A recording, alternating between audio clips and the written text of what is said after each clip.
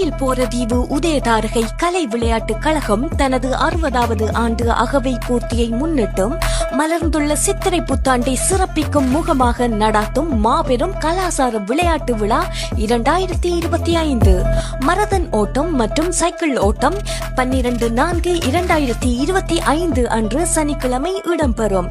கிராமிய கலாசார விளையாட்டு விழா 19/4/2025 அன்று சனிக்கிழமை உதயதாரகை பொது விளையாட்டு மைதானத்தில் இடம்பெறவுள்ளது. அனைவரையும் அன்புடன் அழைக்கின்றோம். உதயதாரகை கலை விளையாட்டு கழகம், கோயில் போரதீவு.